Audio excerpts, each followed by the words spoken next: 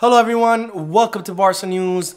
It is April 9th, 2023, and it seems that Real Madrid's Federico Valverde has assaulted a Villareal player by punching him in the face after Real Madrid's match.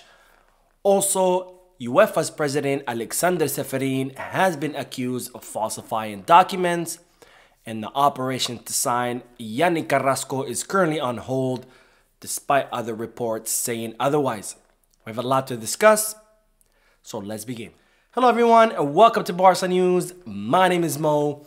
Before we begin with the news, I would just like to remind you that tomorrow, Monday, April 10th, will be Barca News' live stream that will start at 7:15 p.m. Eastern Standard Time. So hopefully I'll get to see as many of you as there, as I will be bringing you the most up-to-date Barca news, and as I will be ready to answer any questions you have in the chat function. Now, beginning with the news that Barcelona are set to face off against Girona tomorrow, Monday, April 10th, in what will be the 28th match day of La Liga. And Barcelona have announced the name of the players that will participate in tomorrow's match.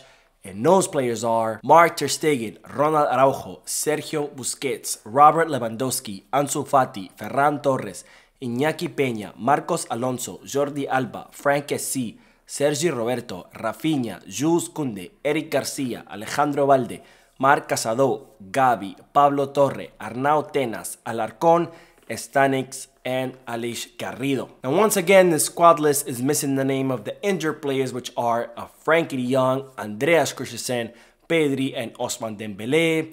And it's currently being reported that Frankie de Jong could be back by the next match day, which will be match day number 29 against Getafe. Now, in the pre-match press conference, Xabi spoke about the match tomorrow against Girona, and he said, "For us, it was already a very important game, but after the Madrid loss, we can move 15 points ahead with 30 to play for. We have a great opportunity. We can't fail. We want to be champions, and it would give us a very important margin. There are 10 games to go. It will be a difficult game against Girona. They know what they do with the ball, and without it, they are a compact and solid team.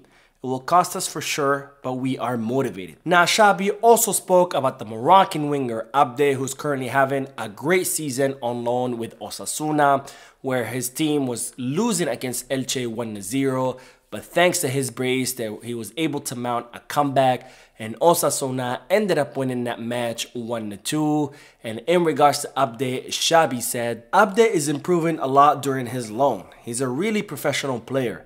He's playing really well. What you need for Barca is to play at the level he played yesterday in every single match, because that's Barca. I'm happy because he's improving a lot with his loan." Now, of course, Abde is the only player out of all the loanees that Barcelona currently have at different clubs that Barcelona will be given an opportunity, as Abde will be playing with the team during the preseason, as Xabi will be trying out Abde to see if he can earn his spot on his first team.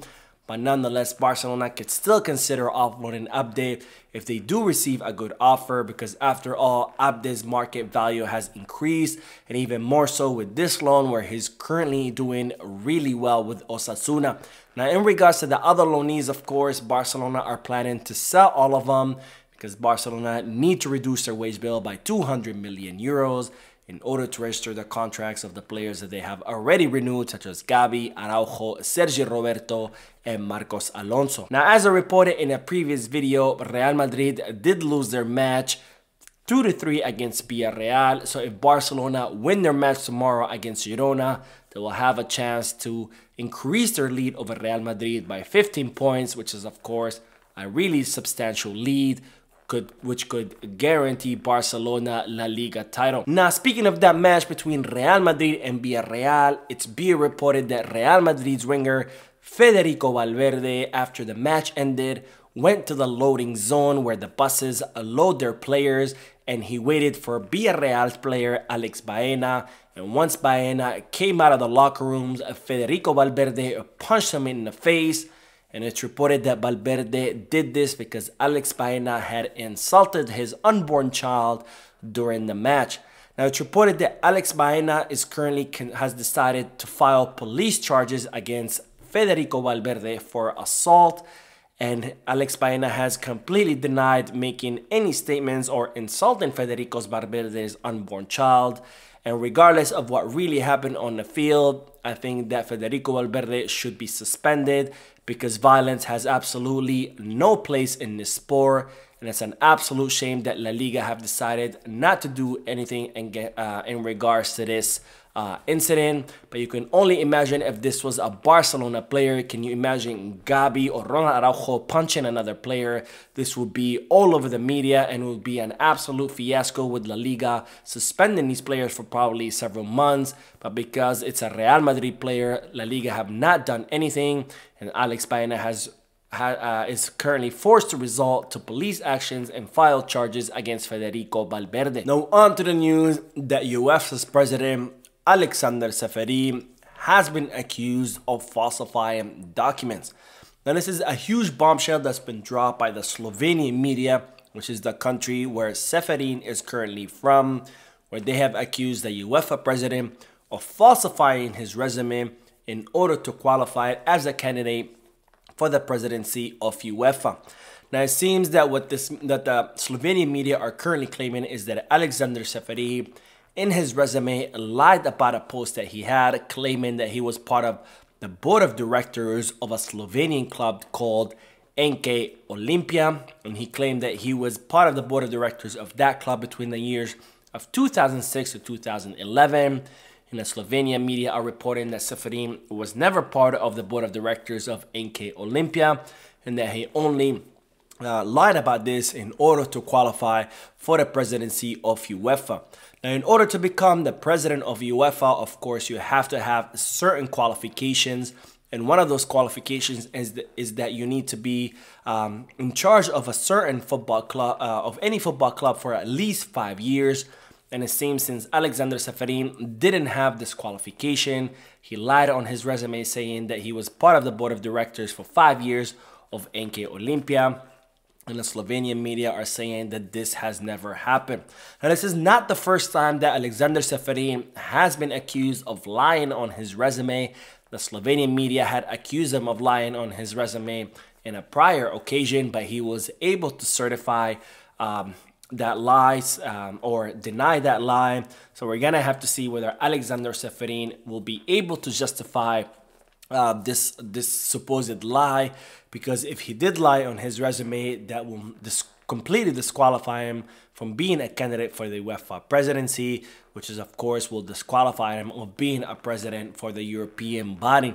Now I think that this is absolutely ironic, because with the whole Enriquez Negreira case, where there is absolutely no evidence that Barcelona bribed any referees or bought any kind of influence, Ceferin was quick to send inspectors to Spain in order to investigate Barcelona and these false allegations against the club. And he even made statements saying that this was the most serious case in football that he had seen. But yet there he is falsifying documents in order to qualify for the presidency of UEFA. So this, of course, begs the question, does Alexander Ceferin have any standing to sanction Barcelona for supposed corruption when he himself is lying and falsifying documents in order to become UEFA's president? Now on to the news that the operation to sign Atletico de Madrid's winger Yannick Carrasco is currently on hold, despite several reports saying otherwise. Now, when Barcelona offloaded Memphis Depay to Atletico de Madrid, they negotiated a clause in his contract that would allow Barcelona to sign Yannick Carrasco in the summer of 2023 for around 15 million euros. And even though Barcelona were initially considering this signing, it's reported that Barcelona are currently have put this operation on hold due to the financial fair play rule restrictions that the club are currently facing, and due to Yannick Carrasco's underperformance during this season. And there has been several reports lately in the media stating that Barcelona will be activating this clause and signing Yannick Carrasco in the summer. But I'm here to tell you that those reports are absolutely false, that Barcelona there's nothing certain about Barcelona signing Yannick Carrasco. And in fact, the Barcelona have told the player that they're only going to sign him if they can clear enough space on their wage bill and if he can maintain a good performance during the season. And so far, it's looking very difficult that Barcelona will be signing Carrasco because, again, they need to reduce their wage bill by 200 million euros. They need to register the contracts of several players that they have renewed. They need to renew the contracts of other players such as Valverde and Dembele, and they need to make other signings before they can even think about signing Yannick Carrasco. And in regards to Carrasco, he's been having a pretty bad season, so I don't see Barcelona signing the Atletico Madrid winger, despite what the media are currently saying. Now we will end today's video with the news that Barcelona have confirmed a North American tour during the 2023 preseason summer, where Barcelona are scheduled to visit the United States in the month of July, and where the team is scheduled to play 4 friendly matches, which have not yet to be decided. But it is reported that one of those matches will be El Clásico match between Barcelona and Real Madrid. And it's most likely that most of these matches will take place on the northeast or the eastern coast of the United States. Because unlike last summer where Barcelona traveled all over the North American continent, it looks like the team don't want to travel that much. So it's most likely that most of these matches will take place on the eastern coast of the United States. That's, of course, great news for people like me and other people, my viewers who live in the United States, because we'll get to watch Barcelona this upcoming summer. And this is very exciting because I did get to see Barcelona play against the New York Red Bulls here in New York City. So hopefully I'll get to watch them once again, and hopefully all of you watching me who live here in the US will also get a chance to watch our beloved club, FC Barcelona. So that is it for today. I hope you enjoyed the video. If you did, please give me a like. Also, I would like to invite all of you to please leave a comment down below, giving me all your thoughts and opinions about all the news that I share with you. And finally, I would like to invite all of you to please subscribe to the channel so you can stay current on all the latest news regards to our beloved club, FC Barcelona.